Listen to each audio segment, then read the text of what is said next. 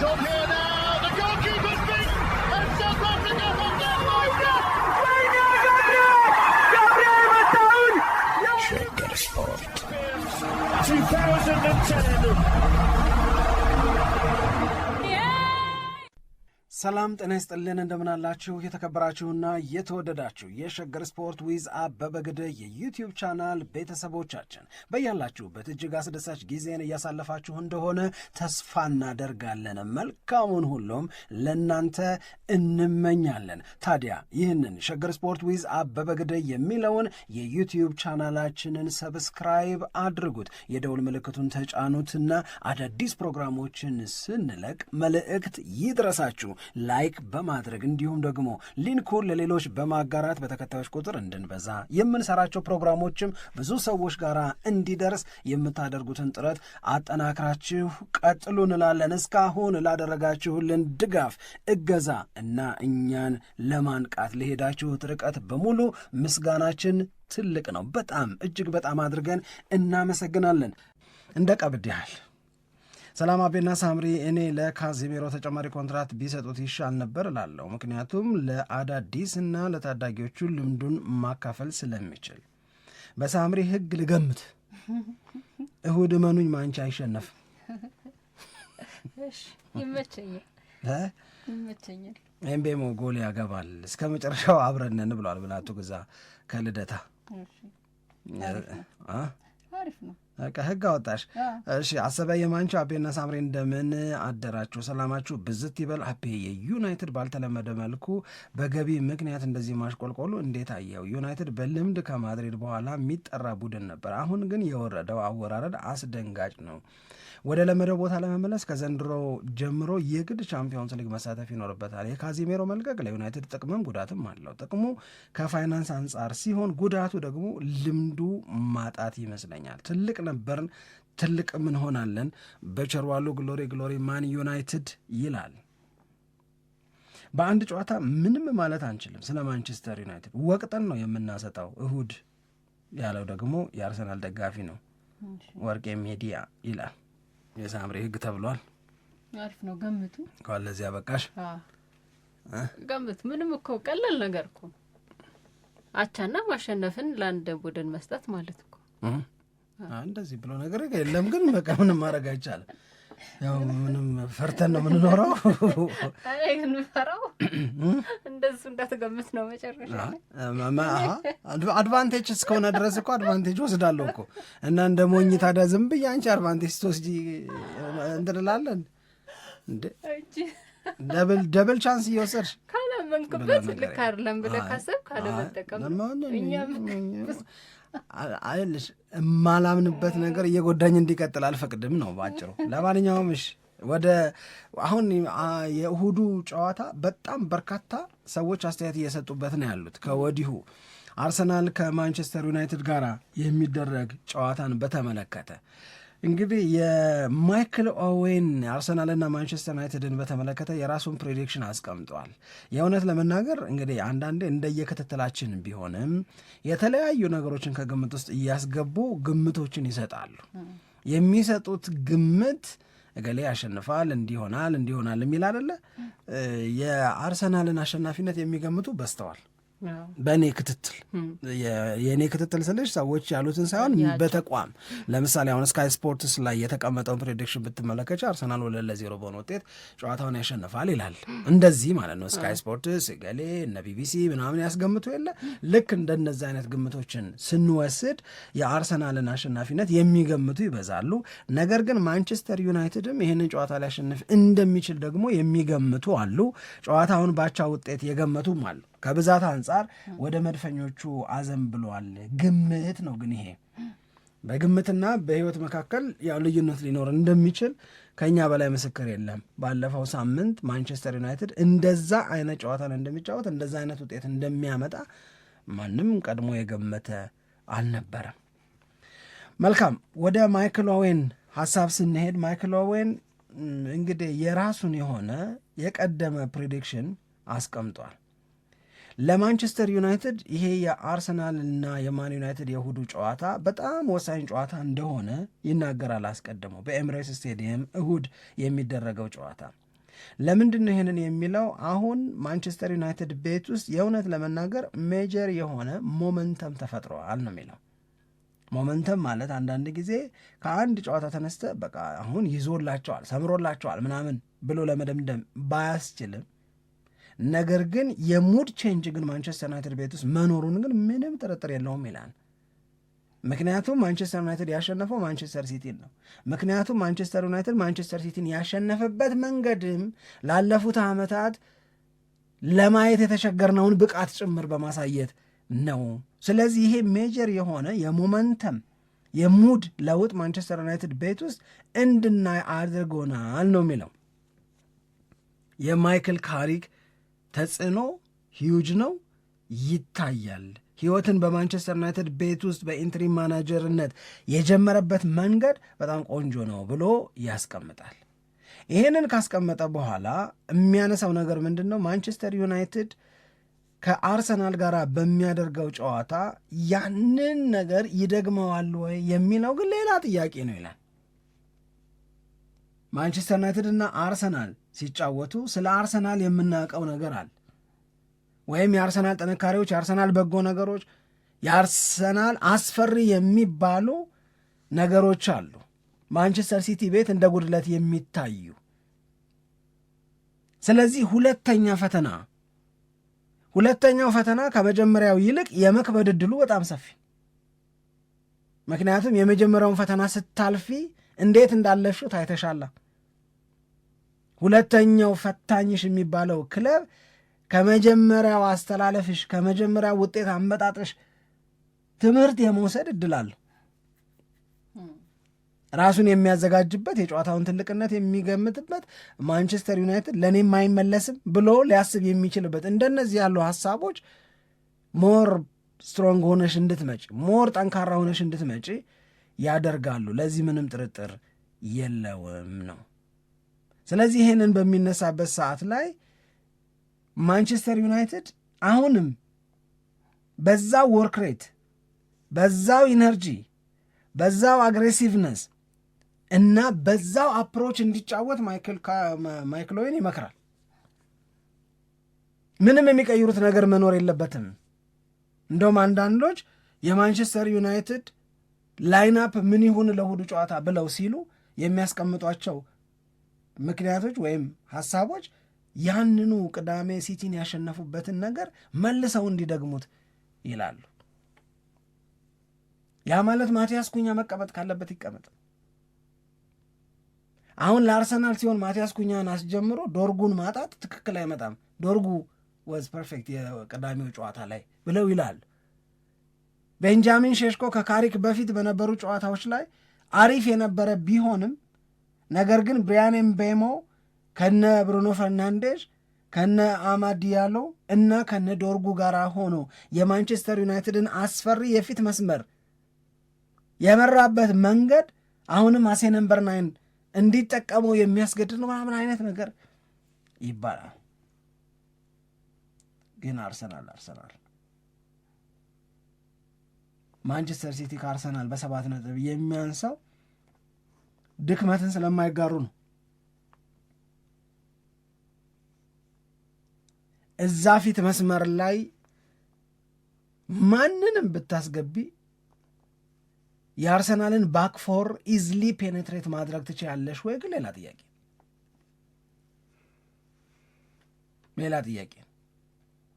ይሄ የውድድር ዓመት ሲያበቃ አርሰናል ለሆነ ክብር፣ ለሆነ ድል፣ የሆነን ዋንጫ በማሸነፍ የውድድር ዓመቱን የሚያጠናቅቅ ከሆነ እመኚኝ ሳምሪ ትልቁን ክብር ከሚወስዱት ተጫዋቾች መካከል ወይም ዲፓርትመንቶች መካከል አንደኛ ተከላካዩ። ትላንትናም ስንናገር እንደነበረው በዘንድሮ የውድድር ዓመት እንኳን ሊገባባቸው ምንም አይነት ሙከራ ሳይደረግባቸው የጨረሱ ጨዋታ ወደ 5 ደርሷል። ይሄ የመከላከል ጥንካሬ ነው። ክሊንሺቶቻቸውን መቁጠር መሃል ላይ በተደጋጋሚ እየገባባቸው ታውን እንጂ የቼልሲን ሪከርድ ከመስበር አንጻር አርሰናል ትልቅ እጩ ነው። አነስተኛ ጎል ተቆጥሮበት የውድድር ዓመቱን እንደሚያጠናቀቅም ደግሞ ይታመናል። ስለዚህ ማሰብ አይፈልግም ወይ? በመከላከል አቅም የአርሰናል ዊከስት ሊንክ የምትዩ ማን ነው?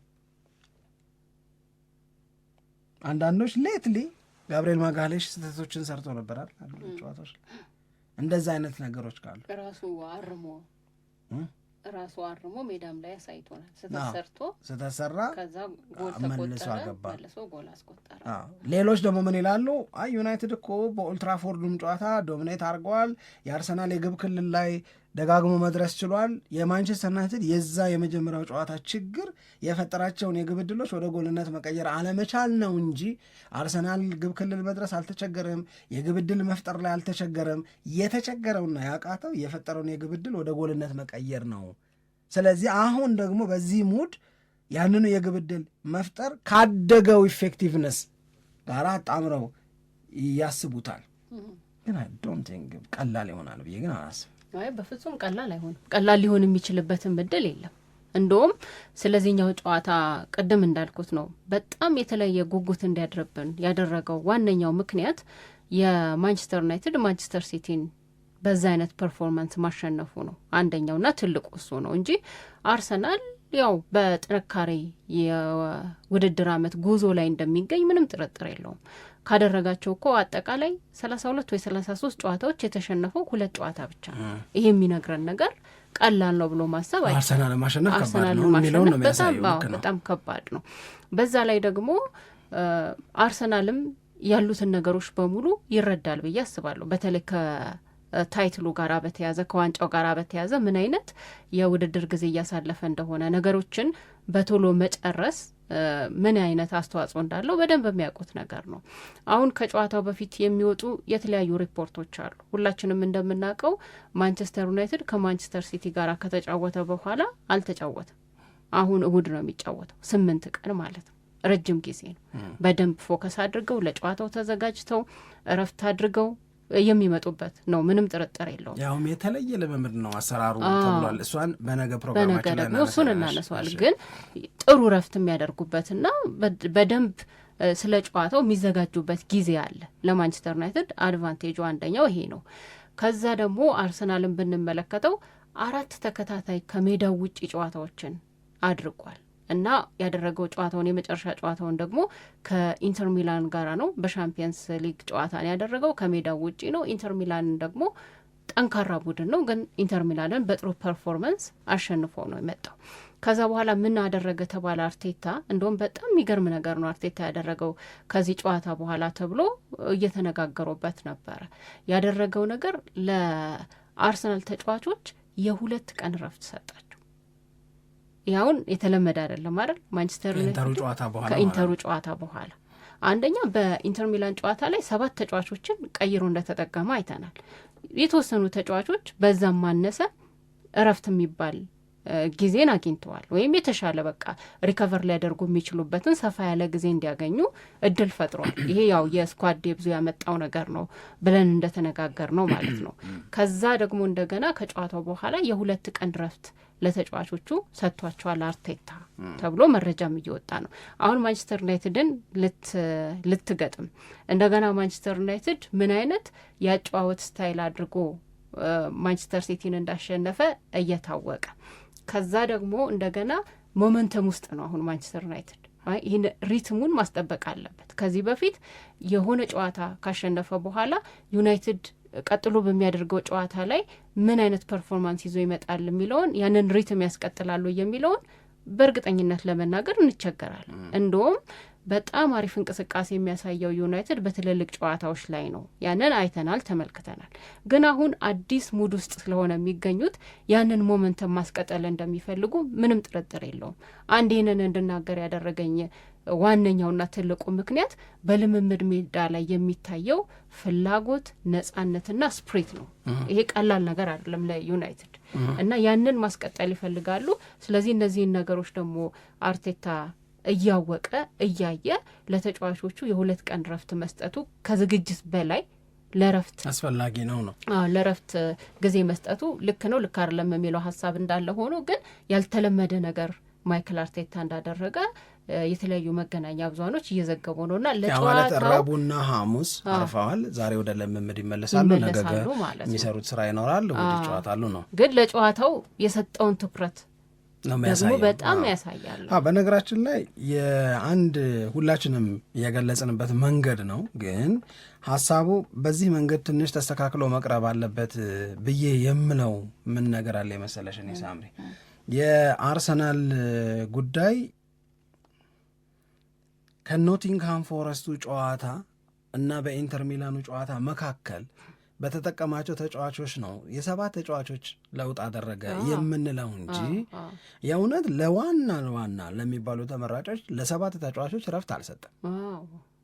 ገብተሻል መልሽ አይደለ? አሁን ለምሳሌ ሳካ በኖቲንግሃም ፎረስት ጨዋታ ላይ የመጀመሪያ ተሰላፊ አልነበረም። ማድዌኬን አሳረፈ ልል አልችልም እኔ፣ ምክንያቱም እሁድ አሁን እኔ ሳካር ነው ይጠቀማል ብዬ የምጠብቀው። ግን አሁን ብዙ ሰው የሚያሰላው የኖቲንግሃም ፎረስት ጨዋታ ላይ የተጠቀማቸው ተጫዋቾች እና የኢንተር ሚላን ተጫዋቾች ላይ ጨዋታ ላይ የተጠቀማቸው ተጫዋቾች መካከል የ7 ተጫዋቾች ልዩነት ስላለ ለ7 ተጫዋቾች ረፍት ሰጥቶ ምናምን ይላል። ለ7 ተጫዋቾች ረፍት ሰጠ ማለት እነዛን ያሳረፋቸውን 7 ተጫዋቾች እሁድ ይጠቀምባቸዋል እያልን ከሆነ እየተረዳን ያለ ነው። which is wrong፣ ልክ አይደለም። በእኔ ስሌት፣ በእኔ አረዳድ ቡካዮ ሳካ ከማድዌኬ ይልቅ እሁድ ተመራጭ ነው። ስለዚህ በኢንተር ሚላኑ ጨዋታ ቤስት 11 ውስጥ ነበረ። 7 ተጫዋች ተለወጠ በሚለው አልወስድም። ትሮሳርድ ከማርቲኔሊ ይልቅ በእሁድ ጨዋታ ተመራጭ ይሆናል በእኔ አረዳድ። ስለዚህ ትሮሳርድ በዛም በኢንተር ሚላኑም ጨዋታ ላይ ተጫውቷል። እንደዚህ እያል ስቴጅ እነ ዴክላን ራይስ ናቸው ያረፉት። ገብተሻል? ዴክላን ራይስ፣ ጋብርኤል ማጋሃሌሽ ከሆነም ቪክቶር ዮኮሬሽ አይነት ተጫዋቾች ናቸው እንዲያርፉ የተደረገው እንጂ እንደ ቁጥሩን ብቻ ወስደሽ 7 ነበሩ 7 እንደዚህ ሆኖ ምናምን ወደሚለው መደምደሚያ የምንሄድ ከሆነ አያሳስተንም ወይ የሚል ስሜት ይሰጠኛል። ግን የአርሰናል ተጫዋቾች ረፍት ማድረግ አለባቸው። እኔ አለባቸው ብዬ ነው። ለእኔ በጣም ቆንጆ ነገር ነው ያደረገው አርቴታ። ምክንያቱም እያየናቸው ሲደክሙ እያየናቸው ቁጢጥ ሲሉ የነበሩ ተጫዋቾች አሉ። ይህንን አይነት ጨዋታ ሲመጣ ምናልባት አሁንም የማንቸስተር ዩናይትድና የአርሰናል የሆዱ ጨዋታ አንድ የማይጠረጠረው ነገር በጣም ኢነርጂ የሚፈልግ ጨዋታ ሊሆን ይችላል። ምክንያቱም አዲሱ የማንቸስተር ዩናይትድ አፕሮች የኳስ ቁጥጥሩ ሊፈቅድልሽ ይችላል። ነገር ግን ከራሱ የግብ ክልል አንቺ የግብ ክልል ጋር የሚደርስበት የፋስት ብሬክ የምንለው በጣም ፈጣን የሚባለው የመልሶ ማጥቃትን ለመከላከል እንደገና ደግሞ አግሬሲቭሊ ፕሬስ የሚያደርግ አፕሮችን ካሪክ ይፈልጋል። አግሬሲቭሊ ነው ፕሬስ የሚያደርጉት የማንቸስተር ዩናይትድ ተጫዋቾች። ቅድም ነገ ስለተባባል ነገ እናነሳዋለን እንጂ ስካይ ስፖርትስ ከቀረጸው ብቻ ደግሞ ያየውን በተመለከተ የነገሩን የማንቸስተር ዩናይትድ የሰሞኑ የካሪክ ልዩ የሆነው የልምምድ አሰራር የእሁዱ ጨዋታ ሞር ኢነርጂ የሚፈልግ የመሆን ዕድሉን በጣም ሰፊ ያደርገዋል። ስለዚህ ከእረፍት አንጻር ለአርሰናል ተጫዋቾች እረፍት መሰጠቱ በጣም በጣም ተገቢም ትክክልም ነው ብዬ ነው የማስበው እኔ። ይህንንም ከግምት ውስጥ እናስገባው ነው። ሌሎች ሰዎች የተነጋገሩበትን ነገር እናንሳ። አርሰናል በቬንገር ጊዜ ወደ 49 ጨዋታዎች ሳይሸነፍ ሄዶ 49ኛው ጨዋታ ላይ በማንቸስተር ዩናይትድ የተሸነፈበትን አጋጣሚ ያነሱና ዘንድሮ በኤምሬትስ ስቴዲየም ምንም አልተሸነፈም። እንዲህ ሳይሸነፉ ተጉዘው አርሰናሎች መጨረሻ ላይ ያለመሸነፍ ጉዟቸው የሚሰናከለው ሁሌም በዩናይትድ ነው ብለው ደግሞ ተስፋ የሚያደርጉ የማንቸስተር ዩናይትድ ደጋፊዎች አሉ። እውነት እሁድ በኤምሬትስ ስቴዲየም ማንቸስተር ዩናይትድ አርሰናልን አሸንፎ የኤምሬትስ ስቴዲየም ኢንቪንሲቢሊቲን እንዲቋረጥ ሊያደርግ ይችላል ብለሽ ታምኛለሽ? እኔ አርሰናል ያሸንፋል ብዬ ነው ማስበው። ስለዚህ ይህን አታምኝ? ይሄኛውን አላምንም። በዚህኛው የውድድር ዓመት አውቀናል። ተመስገን። አያሸንፍም ይሸንፋል። ከዛ ከአዲስ የገገማ ህግ ወጥተናል። አላስገምታላችሁ እኮ። እሺ፣ ለማንኛውም ግን በዚህኛው የውድድር ዓመት አርቴታ አንድ እቅድ አድርጎ ከተነሳባቸው ነገሮች መካከል በኤምሬትስ ስታዲየም አለመሸነፍ ነው። ይህንን ራሱም ተናግሯል፣ እኛም ተናግረነዋል። እና ደግሞ ጥሩ ሄዶለታል ብዬ ነው ማስበው። እስካሁን 11 ጨዋታዎችን አድርጎ 29 ነጥቦችን የሰበሰበው በሜዳው አርሰናል 4 ብቻ ነው ያባከነው። 4 ብቻ ነው ያባከነው። ይሄ ወደ ፐርፌክሽን የተጠጋ ነው አይደል? ታቻ ብቻ በጣም አሪፍ አካሄድ ነው። አንዱ የሚቆጭ አቻ ነው ከሲቲ ጋር የወጣው ከማንቸስተር ሲቲ ጋራ ነው። ከዛ ደግሞ ከሊቨርፑል አይደል? ከሊቨርፑልም ጋር የሊቨርፑልም ያልወደድ ነው አይነት ጨዋታ ነው የነበረው፣ ግን ያለበት ነው። ግን በዛ ሁኔታ ውስጥም ሆኖ ቢያንስ ሳይሸነፍ ጨዋታውን ያጠናቀቀበት ነው እና እስካሁን ድረስ ከእቅዱ አንጻር ከተመለከትከው አሪፍ እየተሳካለት ሄዷል በኤምሬትስ ስቴዲየም ይህንን ነገር በማድረግ ረገድ የሚለው በሁሉም ውድድሮች እኮ አልተሸነፈም በኤምሬትስ። በቻምፒዮንስ ሊግም ሁሉንም ስላሸነፈ ስለዚህ በዛ አይነት ሂደቶች ውስጥ ነው የሚገኘው እና ይህንን ግን ማንቸስተር ዩናይትድ ደግሞ ይህንን የሚያሳካ ከሆነ በጣም ትልቅ ነገር ነው። ያው እኔ ነኝ ያልኩት ከሆነ ግን የኔ እምነት ሌላ ነው። ግን ከሆነ ደግሞ ያው እኔ የማምነው ነገር በሙሉ ወደ እውነት ይቀየራል ማለት አይደለም።